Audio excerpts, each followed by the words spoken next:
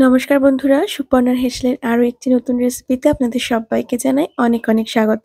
আজ বানাবো একদম ঝরঝরে পারফেক্ট ডালিয়ার পোলাও। খেতে যেমন সুস্বাদু তেমনি স্বাস্থ্যকর, বানিয়ে নেওয়াও কিন্তু ভীষণ সহজ। আর আমার এই পদ্ধতি ফলো করে যদি আপনারাও ডালিয়ার পোলাও বানান তাহলে আপনাদের পোলাও হবে ঠিক এরকমই ঝরঝরে। ডালিয়ার পোলাও বানানোর জন্য আমি এখানে নিয়েছি মেজারিং কাপের 1 কাপ ডালিয়া। প্রথমে ডালিয়াটাকে একটু ড্রাই রোস্ট করে নেব।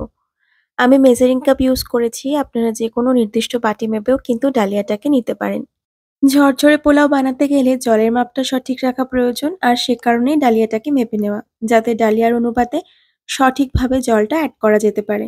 আমি বেশ কিছুক্ষণ সময় ধরে ডালিয়াটাকে ভেজে নিয়েছি, এতে করে কিন্তু ডালিয়াটা একদম ঝরঝরে তৈরি হবে। আপনারা চাইলে কিন্তু 1 প্যাকেট ডালিয়াও এইভাবে ড্রাই রোস্ট করে রেখে দিতে পারেন। এতে ডালিয়াটা ভালোও থাকবে, অনেকদিন পর্যন্ত পোকা ধরবে না, আর রান্না করার সময় আলাদা করে ভাজাও লাগবে না। আর ডালিয়াটাকে কিন্তু একটু রং চেঞ্জ হওয়া পর্যন্ত ভেজে নিতে হবে। আর তাছাড়া একটা ভাজা গন্ধও কিন্তু বেরোতে শুরু হবে। তো আমি ডালিয়াটাকে একটা পাত্রে ঢেলে নিয়েছি, আর একটু ঠান্ডা করে নেওয়ার পর এটাকে একটু ধুয়ে নিচ্ছি। ডালিয়াটাকে হাতের সাহায্যে খুব ভালোভাবে কচলে কচলে ধুয়ে নেব। এতে করে ডালিয়ার মধ্যে থাকা সমস্ত নোংরা এবং স্টার্চটাও কিন্তু বেরিয়ে যাবে। ৩ থেকে ৪ বার জল বদলে বদলে ডালিয়াটাকে ধুয়ে নিতে হবে। অথবা আপনি ততক্ষণ পর্যন্ত ধুতে পারেন যতক্ষণ না একটা স্বচ্ছ জল বেরোচ্ছে। আমি ডালিয়াটাকে একই রকমভাবে জল বদলে বদলে ৪-৫ বার ধুয়ে নিয়েছি।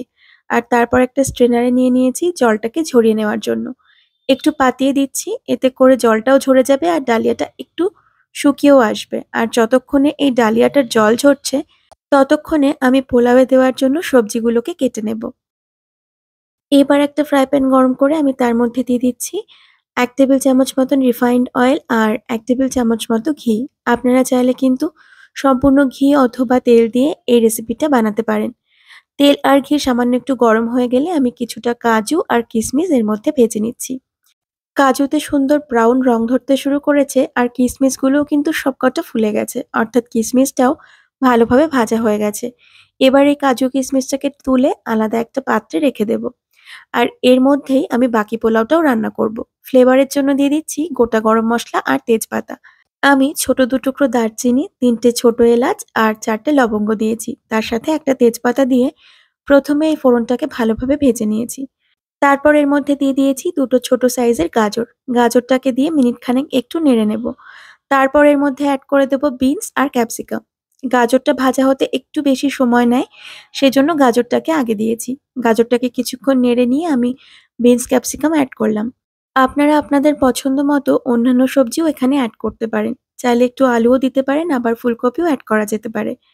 একটু নেড়ে নিয়ে আমি এখানে দিয়ে দেব স্বাদমতো লবণ। লবণ ঠিক যতটুকু সবজির জন্য প্রয়োজন হবে ততটুকুই এখানে দেব। আর বাকি লবণ কিন্তু পরে অ্যাড করতে হবে। লবণ দিয়ে খুব ভালো করে নেড়েচেড়ে সবজিগুলোকে একটু ভেজে নেওয়ার পর অ্যাড করে দিলাম ফ্রেশ মটরশুঁটি। আপনারা চাইলে ফ্রোজেনও নিতে পারেন। আর মটরশুঁটি দিয়ে অনেক বেশিক্ষণ ভাজতে হবে না, হালকা একটু নাড়াচাড়া করে নিলেই চলবে।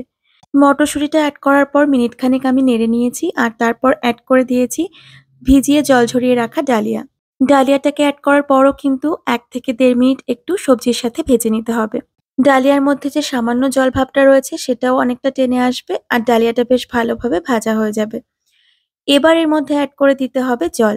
আমি ১ কাপ ডালিয়া নিয়েছিলাম, তার জন্য এখানে ২ কাপ জল অ্যাড করলাম। আর জলটা অবশ্যই গরম জল ব্যবহার করতে হবে। ১ কাপ ডালিয়ার জন্য ২ কাপ জল, এটা কিন্তু মাথায় রাখতে হবে। জল বেশি হলে পোলাও কিন্তু ঝরঝরে হবে না। একটু মিশিয়ে নিয়ে স্বাদমতো লবণ অ্যাড করে দিয়েছি, আর তারপর আবারও একবার মিশিয়ে নিয়ে এটাকে ঢাকা দিয়ে গ্যাসের ফ্লেমটাকে একদম লোতে রেখে ৩ থেকে ৪ মিনিট একটু রান্না করে নেব। ৩-৪ মিনিট পর ঢাকনাটাকে খুলে নিয়ে আবারও ডালিয়াটাকে একটু মিশিয়ে নিতে হবে। পোলাও যেহেতু একটু মিষ্টি, মিষ্টি ভালো লাগে খেতে, তাই আমি এখানে মিষ্টি ভাবটা আনার জন্য দিচ্ছি গুড়। জাগেরি পাউডার ইউজ করেছি, আপনারা মিছরি গুঁড়োও ব্যবহার করতে পারেন, অথবা চিনিও কিন্তু দেওয়া যেতে পারে। তারপর দিয়ে দিয়েছি ভেজে রাখা কাজু কিশমিশ, আর এটাকে ভালোভাবে ডালিয়ার সাথে মিশিয়ে নিয়ে ঢাকা দিয়ে আবারও ৩ থেকে ৪ মিনিটের জন্য রান্না করে নেব। এতে করে ডালিয়ার মধ্যে থাকা এক্সট্রা জলটা টেনে আসবে, আর ডালিয়া খুব ভালোভাবে সেদ্ধও হয়ে যাবে। দেখুন ডালিয়ার মধ্যে থাকা সমস্ত জল কিন্তু টেনে এসেছে, আর ডালিয়াটা তৈরি হয়েছেও একদম ঝরঝরে। এটা ঠান্ডা হয়ে গেলে কিন্তু আরো ঝরঝরে হয়ে যাবে। আমি খুব ভালোভাবে একবার মিশিয়ে নিয়ে এর মধ্যে অ্যাড করে দেব সামান্য একটু গোলমরিচ গুঁড়ো। এতে করে স্বাদটা ভীষণই ভালো আসে। আমি হাফ চা চামচের থেকে একটু বেশি গোলমরিচ গুঁড়ো দিচ্ছি, তবে আপনারা চাইলে স্কিপও করতে পারেন। খুব ভালোভাবে এবার মিশিয়ে নিয়ে গ্যাসের ফ্লেমটাকে বন্ধ করে দিয়ে আরো কিছুক্ষণ স্ট্যান্ডিং টাইমে রেখে দেব। এতে করে পোলাওটা আরো ঝরঝরে হয়ে যাবে। আমি অবশ্যই আপনাদেরকে একবার দেখিয়ে দেব যে এটা কতটা ঝরঝরে তৈরি হলো। এইভাবে পোলাও বানিয়ে নেওয়া যেমন সহজ, এই পোলাও কিন্তু খেতে তেমনই সুস্বাদু হয়। অবশ্যই একবার এভাবে বানিয়ে দেখবেন। দেখুন কতটা ঝরঝরে তৈরি হয়েছে এই ডালিয়াটা। কয়েকটা ছোট, ছোট স্টেপ ফলো করলেই কিন্তু খুব সহজেই এরকম ঝরঝরে ডালিয়ার পোলাও বানিয়ে নেওয়া যায়। আশা করি রেসিপি আপনাদের ভালো লেগেছে। ভালো লাগলে অবশ্যই একটা লাইক করে দেবেন। ধন্যবাদ।